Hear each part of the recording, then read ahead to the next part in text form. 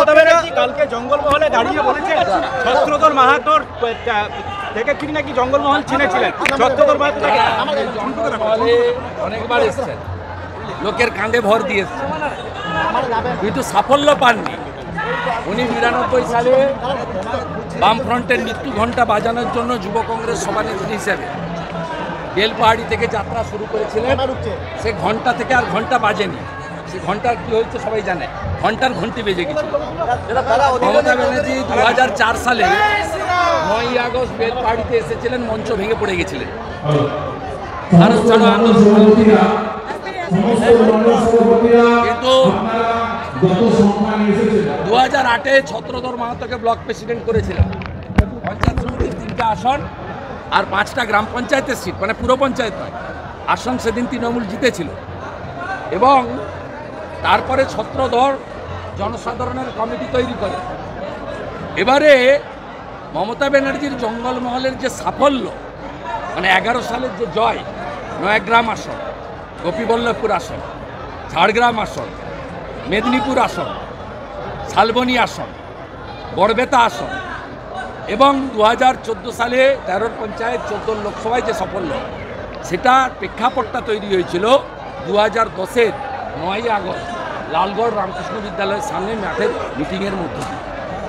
এবং নেতাই গণহত্যার বিরুদ্ধে জঙ্গলমহলের জনগণ ঐক্যবদ্ধ হয়েছিল এবং জনসাধারণের কমিটি আর যৌথ বাহিনীর অত্যাচার সিপিএমের, তার বিরুদ্ধেই মানুষ মমতা ব্যানার্জিকে আশ্রয় দিয়েছিলেন, ভরসা করেছিলেন।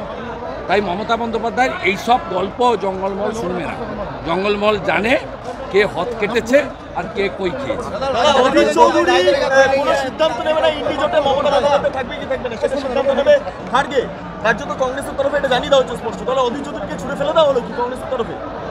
কংগ্রেসের যা অবস্থা তাতে হতেই পারে।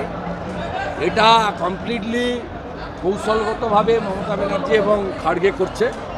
তার কারণ অধীর চৌধুরীর ভোট হয়ে গেছে, ওই ফেজগুলো ওভার। এবারে দক্ষিণবঙ্গের ভোট, যেখানে কংগ্রেস অপ্রাসঙ্গিক, কংগ্রেস কার্যত অপ্রাসঙ্গিক, এখানে এইসব বলে ইমাম অ্যাসোসিয়েশনকে দিয়ে মুসলমান ভোট দিতে বলছে।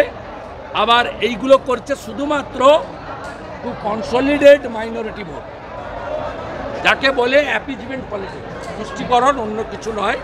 কিন্তু কংগ্রেস এবারে 20টার বেশি আসন পাবে না লোকসভাতে, আর মমতা ব্যানার্জি 5টার বেশি আসন পাবে। পূর্ব মেদিনীপুরে এনআইএ তদন্ত গেছে, পূর্ব মেদিনীপুরে এনআইএ তদন্ত আছে বোম মেরে খুনের ঘটনায়। তা হাইকোর্ট দিয়েছে, তো বিজেপির কোনো রোল নেই, সিঙ্গেল বেঞ্চ দিয়েছে।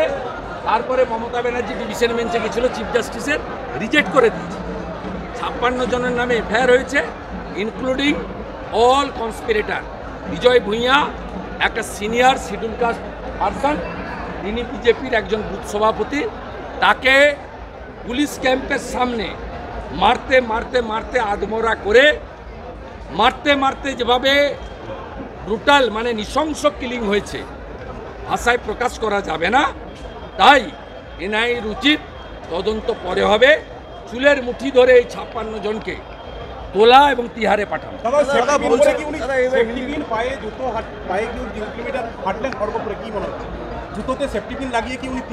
আমি ওনার পার্সোনাল ব্যাপারে কমেন্ট করব। উনি গতবারে ভালো পায়ে ব্যান্ডেজ বেঁধেছিলেন, নন্দীগ্রামের লোক জেনেছিল বলে ভোট দেয়নি, আমাকে দিয়েছে। আপনাদের ভুল বুঝিয়েছিল বলে বাংলার একটা অংশের লোক পা ভেঙে গেছে বলে ভোট কিছু লোক দিয়েছিল। উনি এইটা করছেন নাটক, ড্রামার জন্য। এই মুখ্যমন্ত্রী আলিপুরদুয়ারে 6 মাস আগে জনজাতিদের হাত ধরেছিলেন গ্লাভ করে। এই মুখ্যমন্ত্রী বেরোলে 5000 আর ভাইপো বেরোলে 7000 পুলিশ থাকে, 4টে হেলিকপ্টার দুজনের জন্য, 2টো চার্টার ফ্লাইট, তাজের চার্টার, যে চার্টারের ভিতরে মানে ছোটোখাটো 5 স্টার হোটেলের মতো। ওনার যে এনজয়িং আমরা 11-র আগেও দেখেছি আর এখনও দেখি। ওনাকে বলবো পার্সোনাল লাইফটা বাড়িতে রাখুন। পাবলিকলি পার্সোনাল লাইফটাকে এক্সপোজ করতে গেলে আপনি যেভাবে এক্সপোজ হবেন, তারপরে কিন্তু আপনার আর কিছু থাকবে না। আমি আপনাকে প্রশ্ন করতে চাই, 11 সালের আগে আপনার বাড়ির কোন লোক বিদেশে গেছে? নাম বলুন, জায়গার নাম বলুন। 14 সালের পরে আপনার ভাইপো একা 24 বার বিদেশে গেছে। আপনি বলুন 11-র আগে হরিশ চ্যাটার্জি হরিশ মুখার্জি স্ট্রিটে ব্যানার্জি পরিবারের প্লটের সংখ্যা কত? একটা জমি ছিল টালিনালার পাশে, সেই জমিতে কোনো তার ডিড এগ্রিমেন্ট নেই। আজকে 38-39টা প্লটের মালিক মমতা ব্যানার্জি। এবং ফাইনালি আমাদের লোকেরা, গ্রামের লোকের চিকিৎসা পায় না। আপনার ভাইপো চোখ দেখাতে যায় আমেরিকার হপকন্স হসপিটালে, যেখানে আমেরিকার রাষ্ট্রপতির চিকিৎসা হয় এবং 1 কোটি টাকা মিনিমাম ডিপোজিট দিয়ে চিকিৎসা করাতে হয়। অর্থাৎ আপনার পরিবর্তন জনগণ দেখেছে। আপনি যতই সেফটি পিন লাগান, এবারে জনগণ ইভিএমে আপনার ছিন্নমূলে সেফটি পিন লাগিয়ে দেবে। বলছি